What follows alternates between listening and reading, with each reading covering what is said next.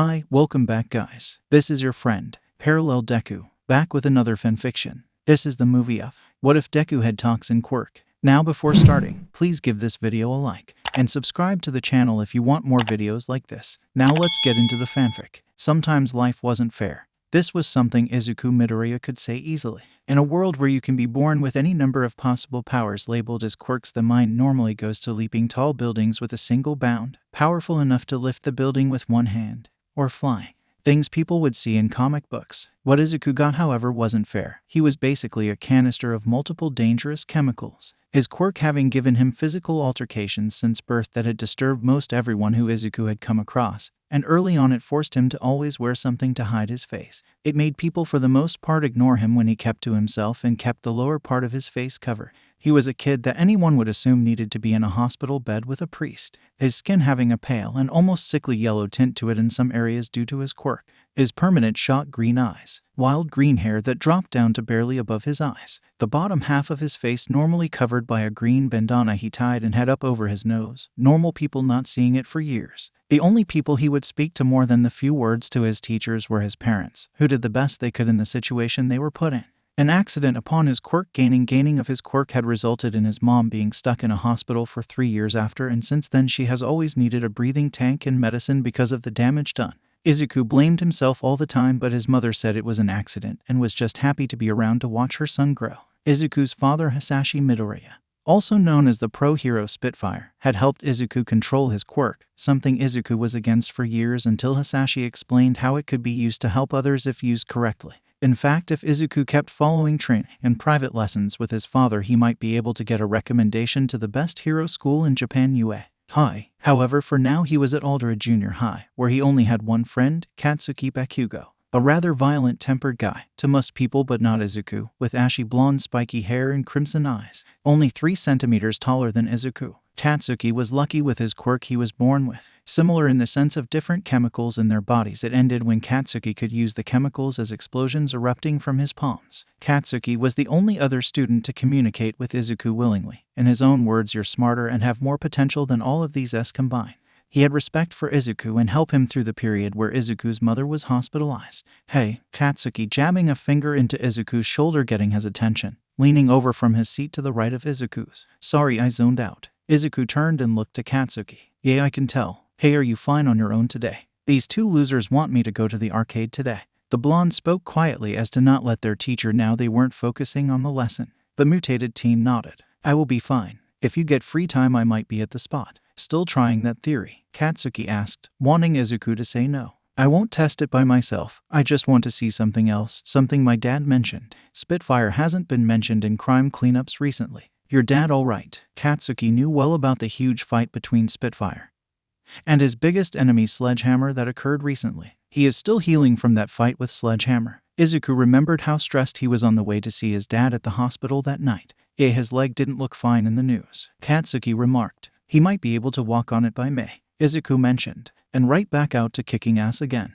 Katsuki nodded. "Your dad is definitely the coolest fire hero I know of." "Spitfire sounds cooler than Endeavor." Izuku nodded. His dad, Spitfire, was his idol. Born with a quirk where he constantly had fire shoot out of his stomach was dangerous, but his dad spun it to its best potential and had become number 7 pro hero in Japan, and a well-known name around the world too. However, the spotlight for most well-known flame hero was Endeavor. Izuku had met the man once a year back and he wasn't pleasant. "No way is someone named Spitfire cool," the kid in front of Katsuki said. "Who names themselves after Spit?" "It's because he breathes the fire, dumbass." Katsuki snapped at the kid. "So why not Flamethrower or Flame Breath? Those names were already taken." Izuku answered with the reply he got from his father years ago. "Yay, dumbass. Fire is a well-common quirk. So many names are already taken." Katsuki added. "PSSH, still a dumb name." The kid turned back to the front. "Yay, and will your name be?" "Glowstick Fingers." "Screw you, Bakugo, you dick." The kid with glowing fingers spat at Katsuki. "You want to settle this outside class?" Katsuki stood up. "Please keep it civil," the teacher with lackluster care said. "Katsuki, don't fight." Izuku tried to warn him. "Yeah, listen to the freak face," the glowstick kid said. Without hesitation, Katsuki slammed a punch into the kid's face and tackled him to the ground, leveling more punches to his face. Apologized to him right now." Katsuki held the kid by the hem of his shirt. "Katsuki." Izuku got up and tried to pull his friend off of the poor kid. Bakugo, Midoriya and Akitmitsu, all three of you to the principal now. The teacher actually started enforcing rules, escorting the three to the principal, standing between the glaring Katsuki and Akitmitsu. Why are you in here, Midoriya? The principal asked. Izuku answered calmly, knowing that the school had some weird favoritism for Katsuki. A conversation started that mentioned my father. Akitmitsu said that his hero name wasn't cool and he and Katsuki argued about it. I tried to stop Katsuki, but Akitmitsu called me a name and Katsuki started attacking him. I tried to separate them and now we are here. The old principal nodded as he wrote. What was the name used against you, just for the report? He called me a freak face. Izuku mumbled. Because of the physical changes my quirk has done. That is fine enough. I have a clear picture of the situation. You can go back to class in 1 minute. I want to say something first. Izuku nodded, expecting to not get in trouble. What is it? First off, I am sorry to hear what happened to your father. It isn't good when good heroes get hurt in the line of duty. Hopefully soon they catch that villain. Secondly, I have a letter from UA High School, the principal said. The chemically quirked kid had a frozen expression for a second before he went wide-eyed. What? Indeed. If I must say, from the outside it looks as if this is a letter regarding the recommendation courses. I thought that the courses only get sent to a handful of people total this early on. Izuku held the letter like it was the most fragile thing in the world. The principal nodded. It seems as if they feel you fit that standard. Izuku smiled underneath his bandana. Thank you. You can go now. The principal waved him off. Izuku pulled out his phone on the way back to class to see a text from Katsuki. Katsuki got suspended. Izuku, they really suspended you. I know, right? I thought they worshipped me. It's only for today. That's good. Katsuki, look what I got. Izuku sent a picture of the outside of his letter to Katsuki. Lucky. Better let me come over when you open it tonight. Okay. Be careful at my place. Dad is kind of pushing his rehab. Man wants to get back to work that bad. Yeah. Mom got worried yesterday when he fell down. His leg gave out. She made him go back to the hospital. Respect. The working part, not him falling. I figured. Izuku put his phone away and entered his classroom. Izuku walked out of the school, classes having just ended. Hey you, Izuku heard someone say behind him. Not looking because his name wasn't you, he continued. Hey freak face. That confirmed it was about him, but he continued walking because that wasn't a way to talk to him. Izuku got pushed from behind and he fell to the ground, catching himself before his face hit the ground. He got Akitmitsu suspended. Freak face. Izuku looked to see it was two of Akitmitsu's friends, who could easily be defined by the word goons. He got himself suspended by egging on Katsuki. Izuku tried to stand up before he got a foot to his back, slamming him into the ground. Bakugo might have thrown a punch, but it was because he has some weird defensive view. The first one said, it's a shame Bakugo hangs around you. The second one added, has a good standing and everything but associates with a freak face. Just watch yourself nowadays, because we are going to get you. They both walked away from Izuku to leave. Picking himself up, Izuku twisted his side to make it feel better. Glad he didn't get assaulted or hurt in a way that would release his quirk. Izuku began to walk back home, feeling the bandana he wore in public that covered his face feel heavy with all of the comments of his face. He didn't understand why mutant quirks were so hated. Only in the subset where physical changes are not perfect like wings or extra arms, but instead unpleasant looking. It made no sense to judge people on something they had no control over. He wanted to believe his face wasn't bad looking, but years of comments like freak face never helped him. Izuku walked under a bridge and heard a voice from behind again. Well, you look like you will die in 15 minutes, but that hopefully is enough time to hide from him. Izuku turned to see a mass of sludge with eyes and mouth looking at him. The sludge jumped at Izuku, who struggled against the sludge person that tried to latch onto him. Get away from me. Izuku struggled more before he lost his footing and fell over, hitting his head on the sidewalk. Dazed, Izuku couldn't fight anymore as the sludge person forced themselves behind his bandana. A minute later, the villain screamed in pain and threw Izuku away from him.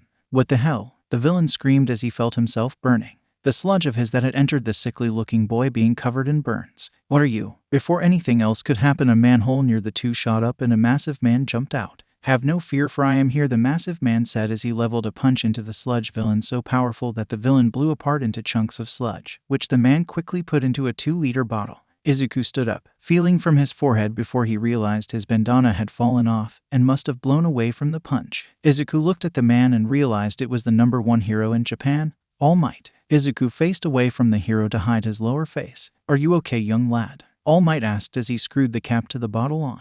Ease, I am fine. Izuku stammered. I believe you are bleeding. All Might moved around Izuku, holding the boy's shoulder to keep him from rotating. Yes, you are bleeding. Must have hit the sidewalk hard. Izuku saw All Might's eyes look at his lower face for all of a second before they went back to the wound hidden by his hair. It's fine. All Might narrowed his eyes and looked into the boys. You seem like you want to hide away. May I ask what is bothering you, young lad? Izuku felt embarrassed about his insecurities he felt were small compared to all the problems All Might tried to help people with every day. I'm sorry, I just get bullied because of the changes my quirk did to me. All Might picked up the bag of the boys that was on the ground, an envelope falling out that they both didn't notice. Do not listen to bullies. They bully you because they don't understand why your quirk has done those changes. I have worked with many great heroes who have mutant quirks. All Might grinned as he handed the bag to Izuku. Izuku smiled at the thought of him being a pro hero. Thanks All Might. Izuku actually ran away to get home. All Might smiled at the happiness he gave the boy just now. Preparing to jump to a police station to turn in the sludge villain, he stopped when he saw an envelope.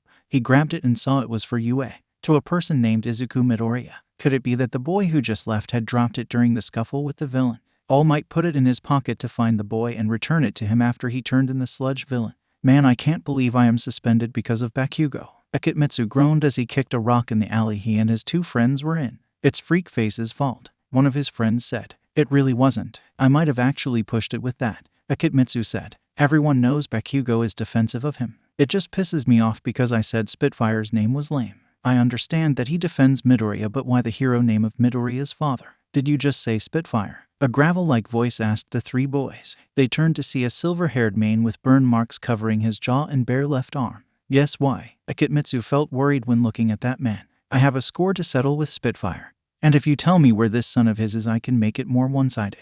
Izuku slid to a stop when he heard the sounds of yelling. Get away from us, you freak! That sounded like one of Akitmitsu's friends. Help, that actually sounded like Akitmitsu. Izuku ran to the alley where the three boys who were part of the school that bullied him were running away from a man Izuku saw on the news. The villain Sledgehammer, the man who out his father in the hospital. Guys, come this way. Izuku ran up to them and ended up in between them and Sledgehammer. The one who first kicked Izuku earlier had a broken arm and why nose. Midoriya, Akitmitsu shouted in surprise, wondering why Izuku was there and helping them. Izuku wasn't wearing a mask or cover either, so he could see the changes that he mocked the boy for. Oh, so you're the son of Spitfire. Sledgehammer grinned and Izuku could see his silver-lined teeth. This makes it all easier. Midoriya, what are you doing? He wants to kill you and your dad. Akitmitsu backed up. He's trying to hurt you guys. Go, I can buy time, Izuku ordered as he built up the chemical combination his dad was helping him learn as a new move. Just as stupid as your father. How is his leg doing? Sledgehammer used his quirk to pull all of the silver lining his body into his namesake in his hand. I can give you a matching one, although with your disturbing face I might need to do more work on Spitfire if you want to be matching. Izuku ignored him and decided to run at Sledgehammer instead. Once he got close enough, Izuku released the chemicals in his mouth and spat a fire at Sledgehammer that hit his. Sledgehammer screamed in pain and swung his overly large sledgehammer into Izuku, crushing his side and launching him headfirst into the side of a brick building. Izuku fell to the ground, pouring out of the wound that got worse. I guess both father and son like to spit at people. Sledgehammer brought the sledgehammer over his head to bring down on the barely conscious boy. Before Izuku blacked out, he heard a booming voice yell, Detroit Smash. Izuku opened his eyes to see he was in a hospital bed. Oh, Izu, you're awake, Izuku heard his loving mother say. What happened? Izuku turned to see his mother and Katsuki, feeling a pang of guilt when he saw the yellowish marks around his mother's mouth and nose. Well, you tried to fight a supervillain and got decked. Katsuki had an annoyed look. You get one letter from UA, and you let it go to your head. Izuku's mother gasped. You got a letter from UA. Izuku nodded. I haven't opened it yet, but this early means it is the extra stuff for recommended prospects that show the most promise. Apparently Izuku makes that cut and got himself decked. Katsuki said, oh yeah, that dick Akitmitsu was here earlier. He was. The chemically quirked teen wondered why Akitmitsu was there. He wanted to talk to you but left because you were unconscious. Katsuki shrugged his shoulders before handing Izuku his bag. Now show me this letter of yours. What happened to Sledgehammer? Izuku asked. All Might actually showed up and decked him after he decked you, Katsuki said. Inko smiled after she used her breathing tank. All Might actually wanted to speak to you himself, Izu. Really? Izuku asked. Dude, you have had a busy day, Katsuki stated. All Might left, however, saying he had plans but gave me this to give to you, Izu. Inko handed a brown envelope to Izuku. Izuku took the envelope and opened it, dropping his letter from UA. And a folded piece of paper. My letter. Must have dropped it and he found it, Katsuki said. Izuku opened the folded piece of paper to see a note written for him. Young Midoriya, 2 different altercations with villains back to back. And in both you showed a strong will. I think you will go far as a hero if you accept that recommendation offer from UA. And look forward to seeing you become a hero. All Might, what's it say, sweetie? Inko asked. He wants me to know I did a good job and he thinks I will be a great hero. Izuku responded. Okay, well, get to the UA. Letter. Katsuki said, I want to know what to brag to others about you. Izuku opened the UA. Letter. Dear Izuku Midoriya, you have been selected for our early recommendation selection course due to your high grades and unique quirk, as well as a recommendation from a current pro hero and previous student at UA High School Hisashi Midoriya. Please arrive at UA between April 15-19 to retrieve a packet of information pertaining to your extra course to put you on the track of becoming one of the recommended students to UA High if you choose us as your high school. Principal of UA High, Nezu. So they want you to do extra nerd shit. Guess I am glad I am going in there the normal way. Katsuki smirked, proud of his friend. Dad recommended me. Izuku looked at his mom. Inko had a huge smile. It was an early birthday present and he felt you earned more than that. Wait till he learns you stood up to that villain. Is Dad still here at the hospital? He was released and I made him stay home. He doesn't know what happened yet. Inko said,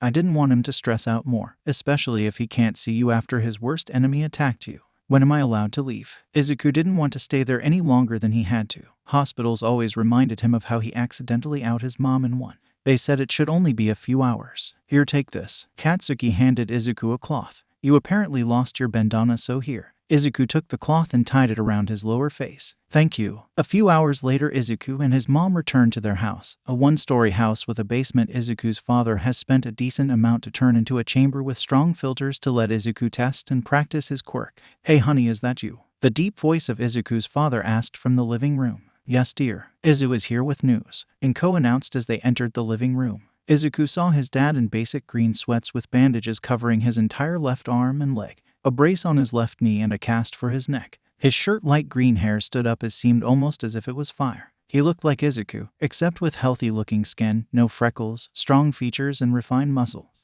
What's the news, Izu? The chemically quirked teen handed his father the letter from UA. I got selected for the early recommendation course. Hisashi Midoriya grinned. That's amazing. I knew for sure that you would get into the recommended class, but to be one of the course takers the whole year. Already on a high track. Hisashi wanted to get up and hug his son in pride, but his leg made that difficult, so he stayed sitting. They already like your quirk, it seems. Izuku nodded. Speaking of that, I got to test the move you thought of last week. The flaming father perked up. Oh, training with Bakugo was good. Izuku looked embarrassed to answer with the truth. I actually ran into Sledgehammer. Izuku could see the stress from those words affect his father. You what? What happened? Hisashi sat all the way up, making a groan as he jerked both his leg and neck. He tried to attack some other students, I think because he thought they knew where you were. I got in his way and he found out I was your son, so he decided to kill me. I used the fire idea and hit him in the before he used his quirk to throw me into a wall. Hisashi felt worse about not taking down Sledgehammer in the fight they had a few weeks before. What happened then? Inko, who had returned from taking her medicine, spoke. All Might showed up and stopped the villain before he could hurt Izu anymore. Sledgehammer actually got arrested and didn't escape this time. Hisashi felt better knowing that All Might managed to succeed in getting Sledgehammer, who had been slippery in the past. He is a good man. Maybe I should set a date to thank him properly for preventing more harm to you. He actually wanted to speak to Izu about today. Wanted to say how proud he was to see a good hero in the making who managed to fight back against two villain attacks. Hisashi felt his pressure rise. What was the other? A guy made of sludge was trying to escape from All Might and tried to use me as a body to hide in. Izuku remembered seeing the sludge person freak out after getting burned by him. He actually tried entering through one of my cheeks. The man raised an eyebrow, curious about that. That seems bad, for the sludge guy more than you. It was. He ended up getting burned by my chemicals. Izuku answered. You had a big day. Commented. I only had to deal with intense stuff more than once a day halfway through my time at UA. Inko came back into the room, smiling. Dinner is in the oven. You two wash up. Be careful today, son. Hisashi said bye to his son as he left their house the next day. Okay, Dad, Izuku said as he saw Katsuki outside. Hey man. The explosively quirked teen nodded his head. Ready to go back to school, a big shot. I don't think throwing one attack before getting hit so hard I pass out counts as being a big shot. Izuku started walking to school with Katsuki. No matter how you look at it, you are badass. Defended kids who were cunts to you, or stood up to a random villain in of itself is big. However, take the whole thing together as you defended people who bullied you. Not even thinking of that while you stood up to an Ing supervillain, the same one that injured your dad. That's badass. Katsuki finished. I still went down in one hit from him. Yeah, but you set him on fire. Apparently you spit fire on him, which is a level of poetry to avenge your father. When did you start taking language arts serious? The emerald teen joked. I just think that the other kids should leave you alone before you crush them under your massive ass, the explosive blonde said. Izuku looked at Katsuki. Please don't say that again. At school, Izuku noticed people looking at him differently. not negatively like they normally did. It still made him uncomfortable, but luckily the normal crowd-separating energy of Katsuki helped them get to class as quickly as possible. He heard multiple people say things about villain attack or sledgehammer. Told you were a big shot now, Katsuki said as they entered their classroom. Hey Midoriya. Izuku turned because Ikemitsu of all people spoke. Hello, the boy with a mask replied. Listen, I'm sorry I was a dick. Shouldn't have said anything like that about you. Ikemitsu apologized. The guys are sorry too. Izuku nodded. It's alright I guess. It's alright, Katsuki asked. Dude used his guilt to make him a puppet. Ikemitsu got an annoyed look on his face. Do you have to add your dumb comments to everything? Katsuki gave Ikemitsu a dirty look. Do you have to be about it? Do you have to be an asshole? Wanna fight? Katsuki snapped. Izuku got between them. Come on guys, don't fight. It was now lunchtime at school and Izuku and Katsuki were sitting at a table by the back wall, away from most people due to how Izuku wasn't exactly liked by others. So that fire I heard about, you are totally showing me it, Katsuki stated. It didn't burn from what I recall, my mouth I meant. So you have natural resistance to flames? As far as I know. Before they could continue, Ikemitsu surprisingly sat down at the table, across from Izuku on Katsuki's left side. What do you want? The explosive blonde asked with edge. Can it Bakugo? The teen didn't even look at him but instead Izuku. Can I ask a question Midoriya? Yes. The chemically quirk teen answered with slight confusion. Can you explain your quirk to me? Like actually tell me about it. All I know is rumors from people and after recent events I think I should get better knowledge.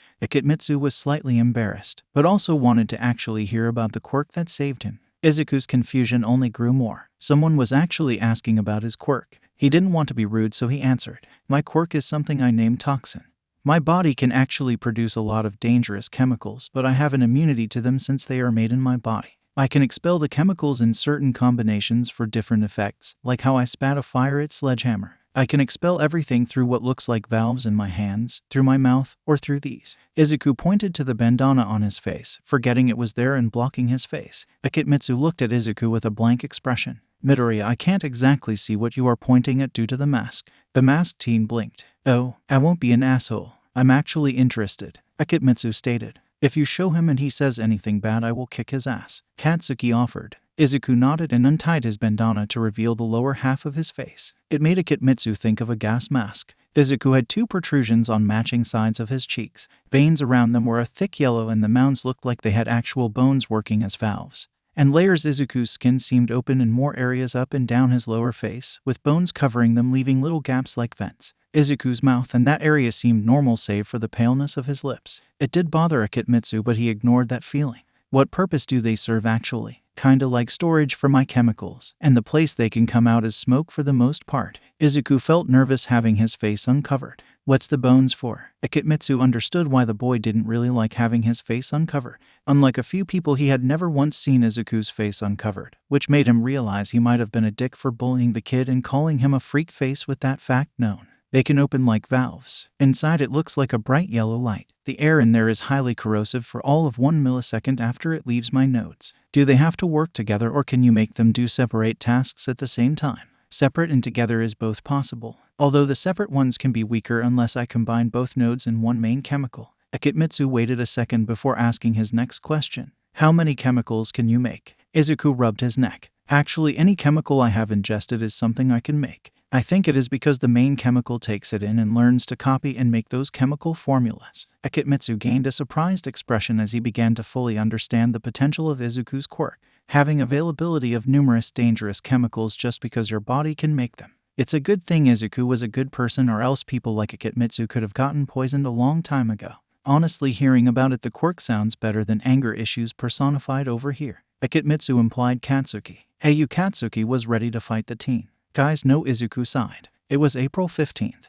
And Izuku used that first day of being able to get his information from UA. Well, by showing up just after the gates opened. Well, hello, a tall beautiful woman with a really open shirt said. Izuku recognized her as the pro hero Midnight, who wasn't known for modesty. You must be one of the early recommended students, correct? You're too small and cute to be enrolled here already. Izuku nodded. Yes, I wanted to get my stuff as soon as possible. Well, follow me, little cutie. We have stuff for everyone set up in a room. Izuku followed her into what was the main building of UA. Being led towards the room, he saw a number of pro heroes in the halls he recognized, such as Present Mike and Snipe. Okay, here we are, Midnight said happily as they entered the classroom that had different packets for the multiple students who were going to be recommended to the school. Midnight went to a smaller table that had a total of 10 packets on it, each thicker than the ones from the rest of the room. You're a year early one, so you guys get a bit more to do, and more personal stuff, as you lucky few all have quirks that are quite exceptional. What's your name, sweetie? Izuku Midoriya. The boy answered. Midnight gave him a surprised look. Oh, so you're the son of the one that got away. Huh. Izuku actually tilted his head in confusion. I went here with your dad. He was hot, not just his quirk. I actually added a recommendation for you when he was giving his. Why? Izuku didn't know where she was taking it, or why she would mention being into his dad years ago. Then again, this was Midnight, who was known for being inappropriate. Well, your quirk is close to mine. Well, much better than mine, and I wanted to see if you could copy my quirk's special chemical. Midnight smiled. Won't that seem biased if you help me a bit more than everyone else? Izuku didn't want to get in trouble. Please, I know for a fact every teacher here takes on of the recommended under their wings from time to time.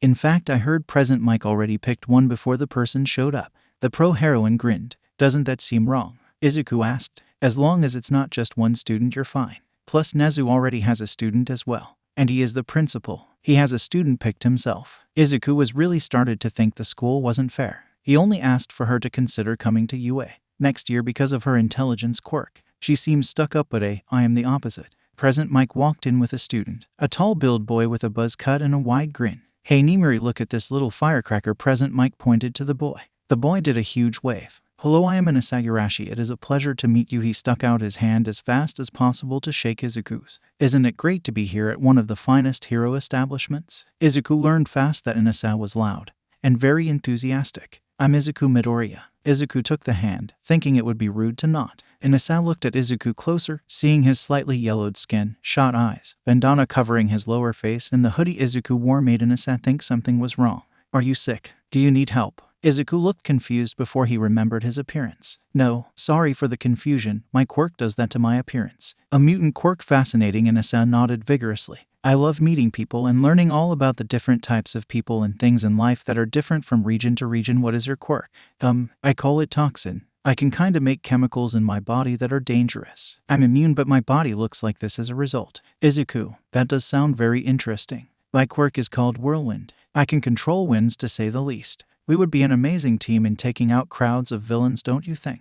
Inasa asked. I guess we could. I don't have as many chemical combinations yet. Inasa looked like a thought smacked him hard. Wait, you said you are Midoriya? As in Asashi Midoriya, the great fire hero Spitfire. Oh yes, he is my dad. Izuku didn't think someone would instantly fan out about his dad. He is my favorite fire hero. It was Endeavor, but meeting him was kind of a letdown. He has no enthusiasm. However, I met Spitfire, and he is as amazing in fights and being a hero as he is in person. I cried when he got pulled from the wreckage and taken to the hospital a few weeks ago. Izuku hadn't met someone who loved his father as a hero as much as he did. If it makes you feel better, he is doing okay right now. He can't walk as much, but he really wants to get out there. Inasa grinned. That is the hero spirit I yearn to have myself. Spitfire is a remarkable man. Izuku nodded. He actually is the one who has guided my path as a hero. Inasa grabbed Izuku's shoulders. As fellow fans of Spitfire and aspiring heroes, I declare us friends. Present Mike nodded. I dig it. Midnight looked at Present Mike. Why is it always our two that become friends? Inasa gasped. It was even destined.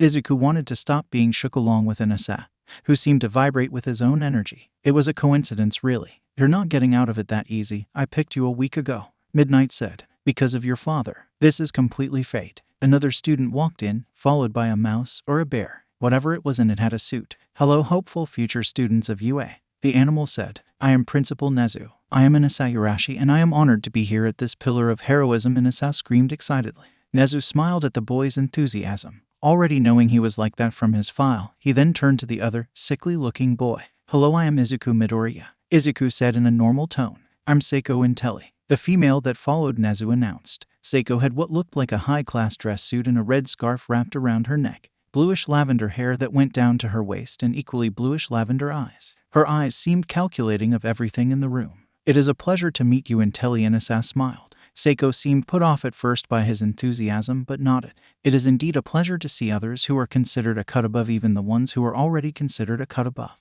Seiko gave Izuku a look, trying to decipher what his quirk was, as he obviously had a mutant quirk from how he had a bandana covering his face and odd shapes were in the fabric. What might you two have that makes you as high as you are? I have a quirk called Whirlwind, and Asa spoke. When Seiko wanted Izuku to speak first, she can get to him in a second anyway. I can control winds, quite adept I believe. What is your quirk? Seiko looked at Izuku. It's called, and Asa spoke for Izuku when he didn't but got cut off with the arrival of someone else. Another hopeful recommended arrived. A girl with dark green hair, sharp teeth and green eyes. What's up everybody? The girl said as she entered, making herself well known that she was there. Hello, I am Inasa Yurashi. Mirroring his attitude, the girl spoke again. I quote MSETSUNATOKAG. I sent it amazing to be here with such an amazing opportunity to make our paths as heroes. Inasa grinned.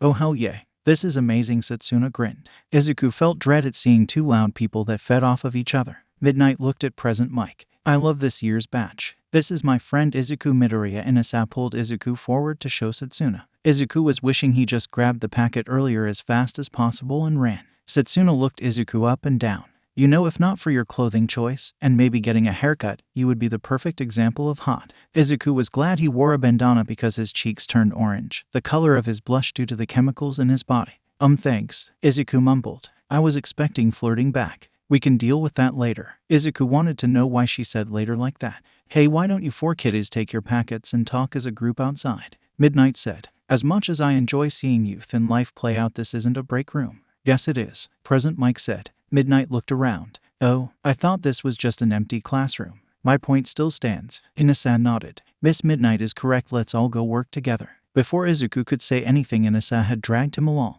Hell yeah, let's party. Setsuna followed them out the door. Seiko only followed because Izuku intrigued her. Izuku didn't know how they ended up at a pizza place, but they were there. Inasa seemed to have just led them there. So string bean, Setsuna said to Izuku. What's with the bandana? Are you trying to rob the place? Izuku felt red-faced at the attention brought to his face. My quirk changed the lower half of my face so I hide it. Setsuna looked at him like she understood what exactly he meant. That he was ashamed of it.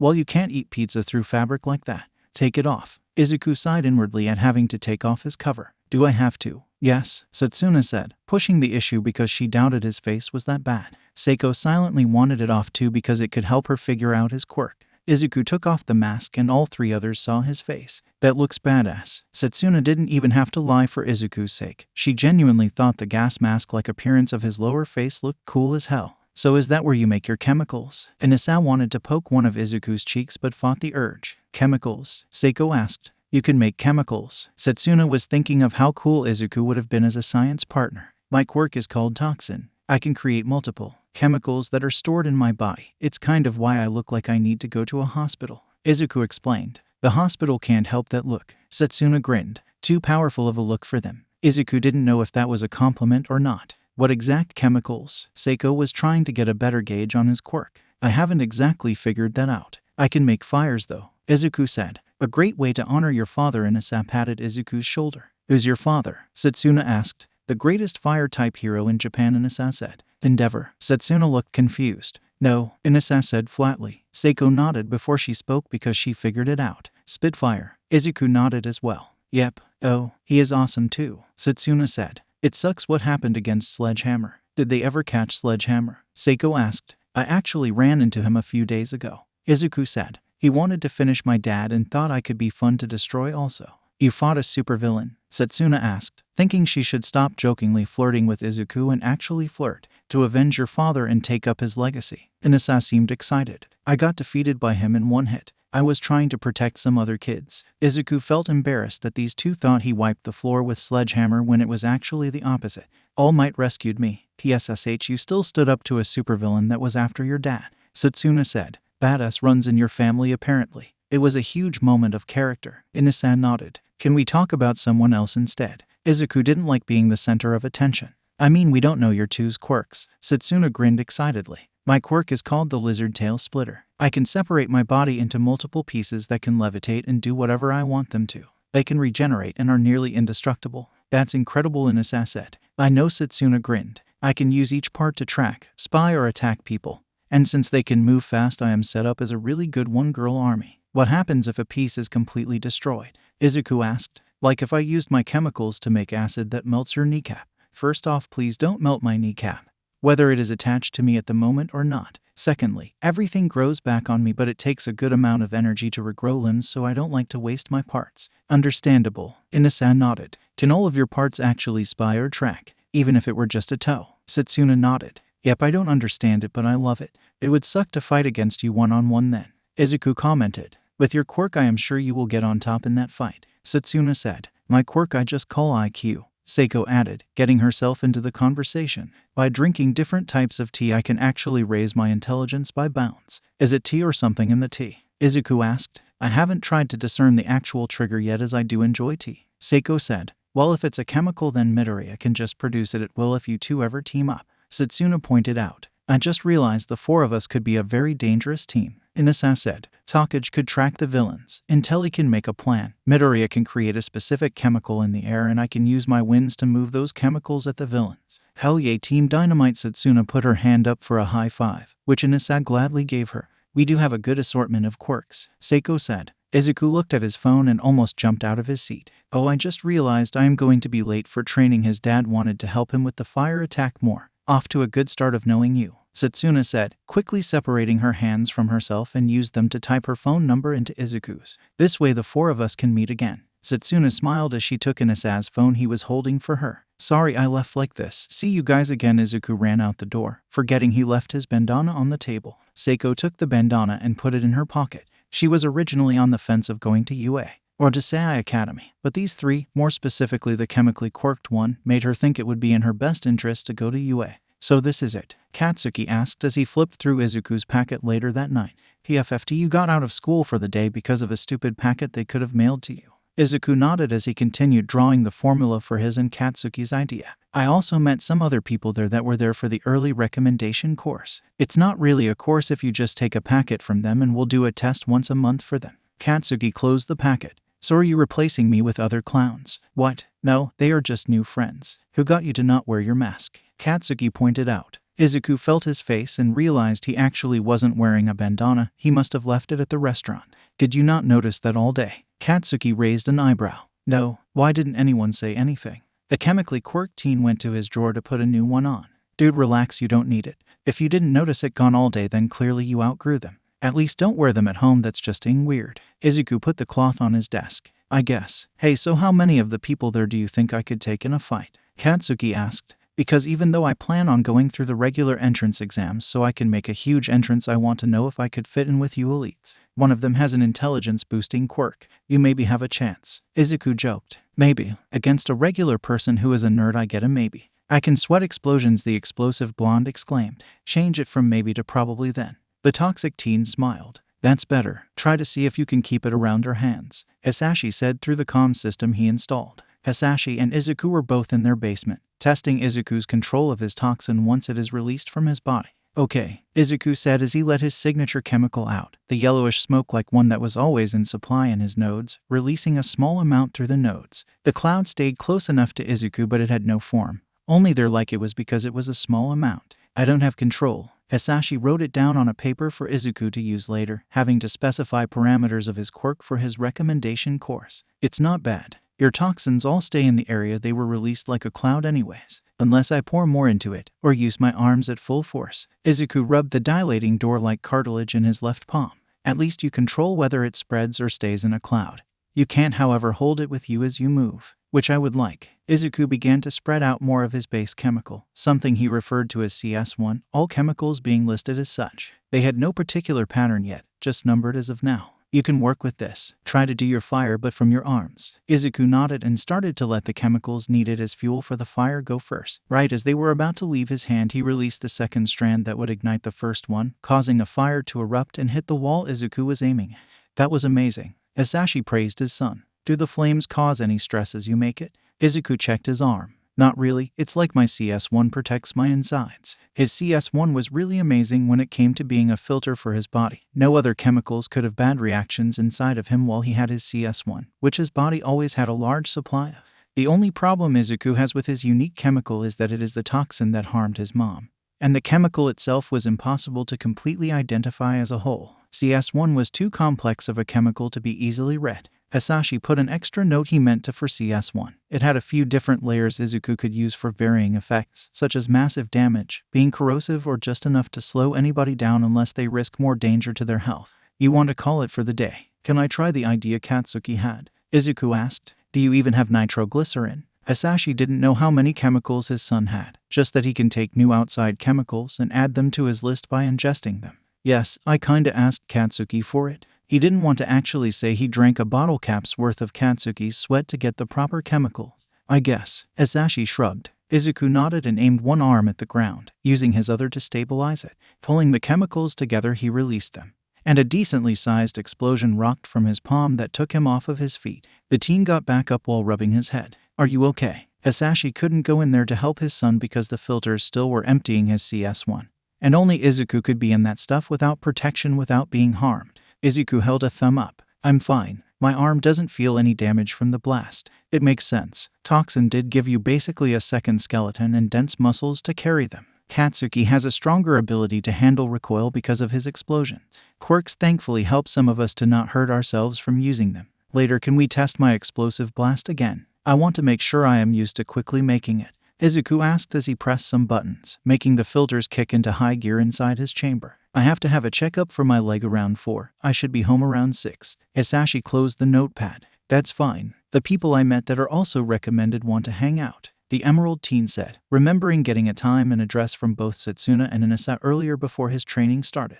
Have fun, Hisashi said as he used his crutches to talk the long way out of the basement into the first floor. Bye, Dad, Izuku called after his father as he opened the door to his chamber, hissing sounds erupting from it as the locks moved. Once outside of the chamber, he put back on his same dark green hoodie and his bandana. Izuku got another message from Setsuna and checked it. Setsuna, hey, I'm already with Yurashi, and we're talking about getting a bite at that one pizza place again. You down for that? Izuku, sure. I could use food after training. Setsuna, you train every day, don't you? Izuku, I have a busy schedule. Setsuna, better not forget your 3 best friends in that schedule. Izuku, I thought I already was showing up for pizza. Setsuna, divided by. Setsuna, I know. Setsuna, I'm messing with you, string bean. Izuku, I guessed. On my way now. Setsuna, all right. Inasa asked you to bring your papers for the course, saying we could bond as we all did them together. Izuku walked upstairs to see his mom taking more of her medicine. Hi, sweetie. Inko smiled to her son. How was training? I felt something shake. I found out I could make explosions. Please be careful with that.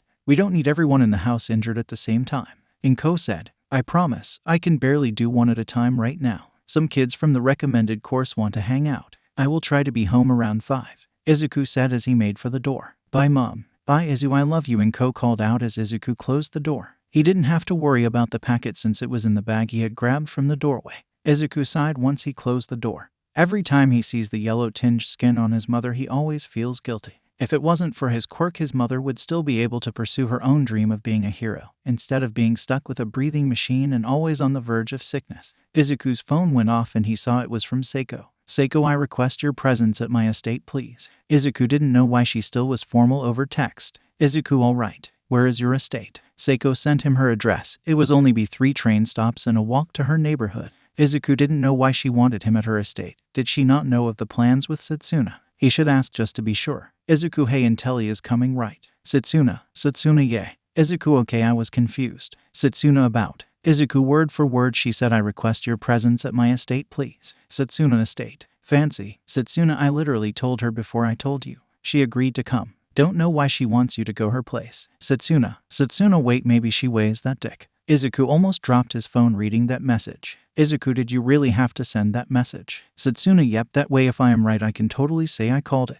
Izuku, you're just like Katsuki. Setsuna, who is this Katsuki and how am I like them? Izuku boarded the train, which wouldn't take off for another minute. Izuku, you say really weird things. Setsuna, lol. What did they say that was weird? Before Izuku finished typing the message, Setsuna sent another one. Setsuna, wait, don't tell me yet. Izuku felt the train take off and a new chat head popped up.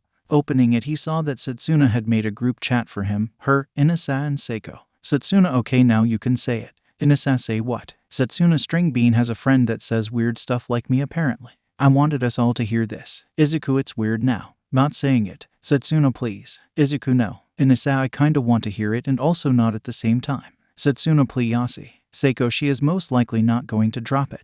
Izuku, it's still weird to repeat what my friend said. Setsuna, tell us please. Yasi. Izuku, no, it's too weird. Satsuna, please, yeah, lassie. Izuku sighed. Satsuna definitely was the stubborn one of their group. Izuku, fine. Satsuna, yeah. Izuku, after the whole sledgehammer thing happened the next day at school, my friend Katsuki noticed how everyone was treating me different because of it, and he said the other kids should leave me alone before I crushed them under my massive ass. Satsuna agents judge. Izuku, what just happened? Inisa, she fell out of her seat laughing so hard. Satsuna, I love your friend. Izuku, I regret saying it. Satsuna, don't. Satsuna, it was beautiful. Inisa, Takage's reaction was funny. Izuku saw that Seiko had read the messages but wasn't replying at all. Guessing from the one time he met her, she probably doesn't appreciate that type of stuff. It had started raining by the time Izuku found Seiko's estate, and it was big. The front yard of the Intelli's estate was easily bigger than Izuku's own home, which wasn't small by any means, but this was still big. The building itself was a 2-story brick mansion,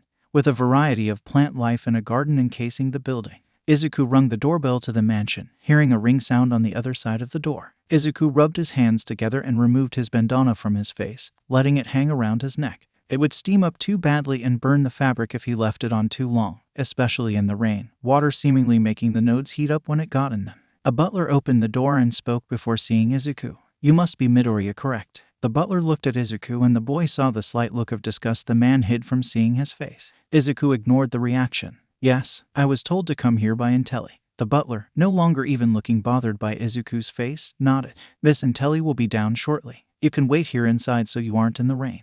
Izuku nodded and entered the building, seeing the sleek floors, walls with paintings, and also photos of people that looked like they could be Seiko's parents. Before I get Miss Intelli, I must apologize. The butler spoke. Miss Intelli had previously informed me of your quirk, and I am ashamed of my reaction to seeing it. Izuku didn't really ever have people apologize to him over the looks they give or anything regarding his lower face. This was semi-new territory, but he was going to take it with stride. It's okay, it is a little off-putting. The butler seemed relieved that Izuku wasn't holding a grudge, like he expected Izuku to hold one. I do still apologize. I shall notify Miss Intelli you are here. Izuku nodded as the butler left. His phone went off again. Katsuki, hey Izuku, wanna hang tonight? I got new remotes after I broke the last one. Izuku, sorry man, the people from UA wanted me to hang and I'm already at one of their houses. Katsuki, one of their houses? What are you guys showing off your houses to each other? Izuku, no. Intelli asked me to come to her place so I did. Katsuki, a girl. Katsuki asked you to go to her house. Izuku, yes. Katsuki, have you considered this might be a booty call? Izuku exhaled a breath, realizing that Satsuna and Katsuki both just have to take everything the dirtiest way possible.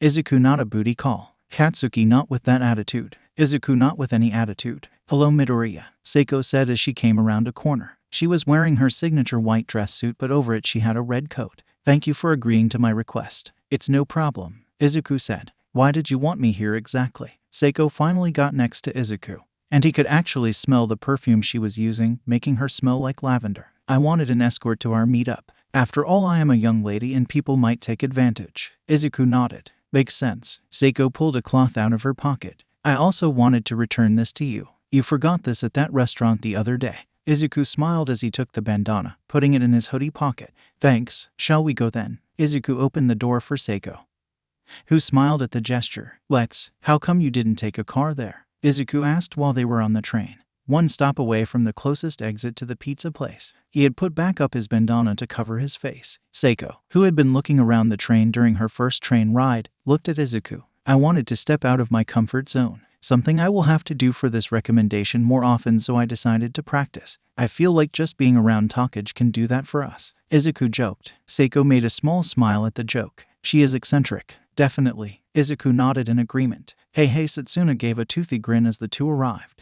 You made it finally. People were overreacting about the rain. Izuku explained. Now we can do some bonding, and Asa grinned. Still can't believe your idea of bonding is doing paperwork together. Satsuna have an Asa a dry look. I can't complain since I agreed and it is raining, so we lost some of our options. We could just chat and eat before we worry about the papers. Izuku offered. That works. Oh, I got this amazing camp story about how I made a bunch of kids believe the Boogaman was after us, Satsuna said excitedly. How? Seiko raised an eyebrow. Okay, this was a few years ago. 10 minutes later, Satsuna finished her story. How did you not get in trouble or even caught? Izuku asked the green-haired girl. Satsuna took a bite of pizza and shrugged. I dunno. After the window I thought for sure it was obvious it was me. Inasa nodded. I probably would have not realized it at all. You were pretty sneaky. I really was amazing for a 9-year-old. Satsuna agreed. That's when I decided I could use my quirk for more stealth-like tactics than just swarming people in a barrage of attacks. To think you got more skills by being a delinquent, Seiko stated, although I must admit it is humorous. Hey, I even got Intelli to laugh at it, Satsuna said with pride. That's a win. A manager of the store spoke loud enough for everyone in the lobby to hear him. There is a villain attack down the street. The villains are highly destructive, so everyone follow me out. Before he could finish, a loud crash was heard as everyone could see car go flying past the window. Everyone go through the kitchen, the owner said as he activated his quirk, his arm turning into a dense wall of sand, morphing the sand to cover the windows. Follow the orange signs. A crack of glass was heard and the manager coughed, his sand absorbing the blow. The 4 kids quickly followed instructions and were the last besides the manager to head into the back, following another group of kids and an early 20s couple. Wonder what the villains can do? Satsuna asked as she walked behind Inasa. The person in front of the 4 of them might have a strength quirk. Izuku, the last in the line, guessed. They all heard police sirens. A hero should be here any second, Inasa said, feeling his pumping. The building shook and a large oven dropped right in front of Inasa, blocking their path. No worries, I can lift it. Inasa used his whirlwinds to get the oven to start flying. It sounds like it is right outside this wall, Seiko stated. The manager, right behind them, started to make his sand cover the wall to brace it just in case. Don't worry kids, you are fine, he reassured them, right before the whole wall exploded. All 5 of them were sent into various kitchen equipment. Inasa knocked into the oven he was moving. Satsuna was sent straight into the opposite wall. Seiko was slammed into a fridge. The manager had an oven crush his leg and pin him. Izuku was sent into some racks, toppling over with them before a microwave slammed onto his right arm. Izuku's vision was blurred as he could now see outside of the pizza place onto the street outside, where he could see a group of villains were trying to make their escape through the hole just made. Hey, we now have hostages, a villain with a buzz cut said as he grabbed Seiko by the back of the neck. Great, another tried to grab Inasa. We are no hostages, Inasa sent of wind into the villain trying to grab him. A foot flew out of nowhere and slammed into that villain's face. Hell yeah, we ain't, Satsuna grinned as she got ready to fight. 6 more villains tried to enter the building. Hurry up and move, one snapped. They're just damn kids. Izuku stood up, having released a small amount of CS2 to corrode the microwave enough to free himself. You picked the wrong kids. Izuku's arm was definitely broken, but luckily his pipe and valve in it for his quirk were still in decent condition. A microwave beat you? How are you scary? A villain mocked Izuku. Izuku looked at the knife near Seiko's neck and felt angry that they were threatening his friend. He started to untie his bandana. I'm not scary. His pupils started to become a bright yellow from the CS3 he was building up. His bandana fell and the villains could see his face, his body now having thicker yellow veins, especially around his eyes, from his CS3, which was a strand of his chemical meant to act as a momentary boost to his physical strength. It wears off after a second of not doing anything, and also carries the risk of Izuku's lust rising. The lust doesn't always increase or occur, but it could. The chemical strand making him more aggressive. I'm your nightmare. Izuku jumped forward with incredible speed, slamming into the villain in front of Seiko, slamming his knees into the man's and taking the villain to the ground. Izuku quickly jumped up and yanked Seiko to her side, to get her out of the way, before shoving his right arm straight into the villain that held her captive, quickly releasing an explosion that sent him backwards a step from the force, and flashing pain through Izuku's already damaged arm. Izuku had held onto the knife with his left hand, taking it away as well. The villain who had held Seiko was blasted into a wall while Izuku slammed a hard kick into the jaw of the man he had first knocked down. Satsuna grinned as the fight continued, both of her arms floating and taking on separate villains with success. Wow, you guys suck. Izuku headbutted another villain, releasing CS6 as he did. CS6 being a chemical strand he had that dulled awareness and made people hallucinate, the villain breathing it in completely. And just to keep him down, Izuku stabbed the knife into the villain's calf. He heard the first villain he attacked try to get him from behind, so Izuku whipped around with the knife and slashed the villains before stabbing the villain's knee. The man cried out in pain right before Izuku headbutted him and knocked him unconscious. Inasa used whirlwind to smack 2 villains into each other head first, and then sent them both into a third villain, and then all 3 into a wall. This is exciting. The manager of the ruined restaurant used his sand to trap the stunned villains up to their heads in sand. He looked at the kids with amusement. You don't see that every day. I didn't even see them use their quirks. Izuku fell onto his rear, feeling a wave of exhaustion from his CS3 wearing off. He coughed hard, some coming out, and a small puff of harmless yellow smoke also came out. Police appeared in the hole in the wall and saw the scene. While this is new, one cop remarked, "That's a rush." Satsuna laughed. What the hell? A woman cursed. I come to kick some villain ass and I got beat to the punch by some little kids. The woman had an athletic build. She had dark skin, red eyes and straight white hair reaching down past her waist. On her head, she has a pair of long white rabbit ears pointing upwards. Along with these, she appeared to also have a round white tail. Her hero costume consisted of a sleeveless white leotard with a dark purple trim and a wide, yellow crescent moon design over her. She wore purple thigh-high boots. She also had a pair of thick white gloves. It was the rabbit hero Maruko. We looked good doing it. Don't hate, Satsuna said. Izuku stood back up. The pro hero looked at the he had on his mouth. Are you okay, brat? The chemically quirked teen nodded. This is from my own quirk. Maruko gave him a confused look. Your quirk hurts you to use. Are you alright, Midoriya? Seiko felt like it was her fault. She had wide eyes at what had just happened. She was completely useless and had to be saved. Wasn't she supposed to be a recommended prospect like them? Izuku nodded again. The strand of chemicals I used increased my strength momentarily. It just hurts when it leaves my system.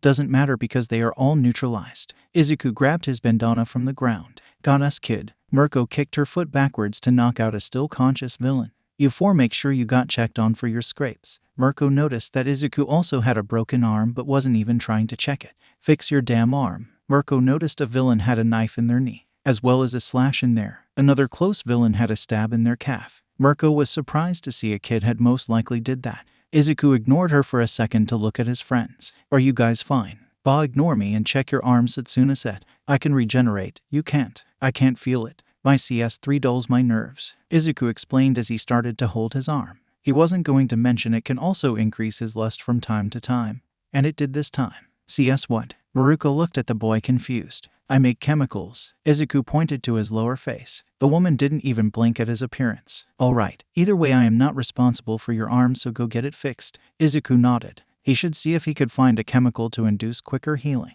Okay, Miss Maruko. Don't call me Miss, the rabbit-like heroine snapped as she was going to talk to an officer. Izuku looked to Seiko next to him. Are you alright? The periwinkle-haired girl looked at Izuku like he was insane. Worry about your arm, idiot. This was a very exciting evening, Inasa said as they went outside to gathering paramedics. This was the bonding I was talking about, Satsuna grinned. Kicking bad guy ass. Seiko gained a frown because everyone had fought back but her, even Izuku with his broken arm. Midoriya, when could you make explosions? Inasa asked as he looked at the bruised left arm that used the explosion, which was holding his broken right forearm. My friend Katsuki can make explosions with his own quirk. I sampled the chemical, Izuku explained. A paramedic guiding Izuku to the back of an ambulance so they can sort out his injuries, his being the worst of the four. What were the villains doing anyways? Inasa looked at a nearby person also having a cut across his head checked. As far as I can tell, it was a raid on their hideout and the villains tried to flee. The person answered. So just bad thinking for us to be by that wall earlier. Izuku remarked. Nah, that was great timing. Satsuna flashed another toothy grin. You got thrown into a wall. Izuku gave her a weird look. I enjoy the rush of things. Pumping things like this are exciting. We took them out expertly. Inasa added. Excuse me. A cop showed up, along with Mirko. Sorry for the situation escalating and you kids being caught in it. You were all brave for standing your ground in self-defense. However, I have a few questions. Maruko interjected to speak. Which one of you stabbed the villains? Eyeing them all. Izuku raised his bruised hand. I did it. Why? The woman asked. She wasn't planning on lecturing him at all about not stabbing villains. Hell, she would have stabbed him also. It's just odd to see a kid willingly get violent. The emerald teen seemed nervous at the eyes all around him. My chemical strand that was used also has the effect of sometimes making me have lust under its effects. You willingly made yourself more violent. The cop asked. Mirko had a smile. If he stayed like that, she would be proud of the next generation. Intelli was in trouble. Izuku said. I needed the boost and my arm was already broken. The cop couldn't really blame the boy. It was after all a stressful situation. The lust is gone once my CS3 wears off, which it has. Izuku reassured them that he wasn't still violence prone. Good control if all you did was stab his knee. The cop felt relieved that they didn't have a possible hero in the future that could teeter over the edge to becoming a villain. The four were all patched up and allowed to go grab their dropped items from the restaurant. So are we done for the day now? Satsuna asked as she rubbed the bandage over the bruise she got from being sent into a wall. Because personally that was great and we shouldn't let it stop us anyways. Inasa nodded along. It was intense but I am down with still hanging out. Izuku nodded too. His right arm now in a sling and bandages covering both of his arms. One of the paramedics being someone with a healing quirk made it possible for them to not have to go to the hospital. I am okay with it. Seiko had a frown still, not over the fact that she was useless and actually a damsel in distress. Hey Intelli, are you coming? Izuku asked as the three had started to leave without her.